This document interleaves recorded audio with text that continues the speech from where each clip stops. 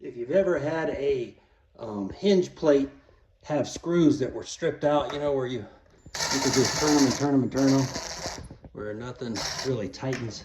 And there's a real quick fix for that. I want to show you what it is. Go ahead and take the screw out. And then what you want to do is get you some of these wooden golf tees. So then grab your hammer and just go ahead and start tapping it in. You can see from the angle of this one, whoever put this screw hole in did it messed up. I'll show you a fix for that too. And then once you get it till it won't really go anymore, and just break it off. And don't worry about that little piece that's in there. We'll take care of that in a second. Go ahead and take care of the second one. Again, you're just sticking that in there, and then you're just tapping it on in with your hammer. That one went a lot further, and then pop it off. Now, to put your screw in, you want to make sure you go ahead and drill a pilot hole.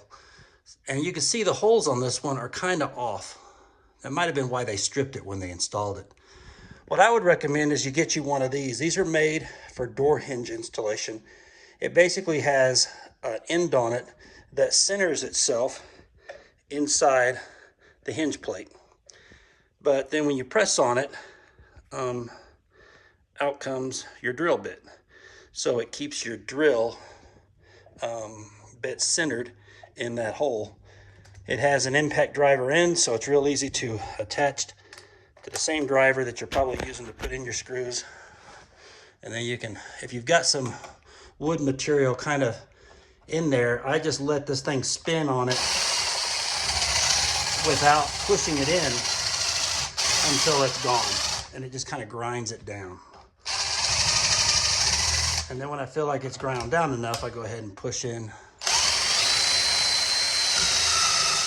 You can still drill a crooked hole by just not having your drill centered, but you want to have, make sure it's level.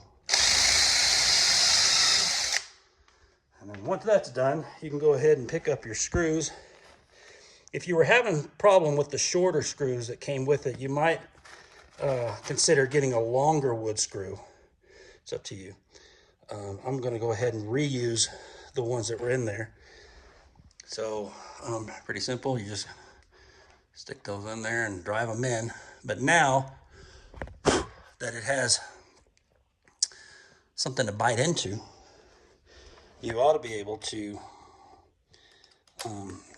drill that in pretty easy. There you go. That's how you do it. Easy peasy. Please like and subscribe. I need your money. Thank you. Bye-bye.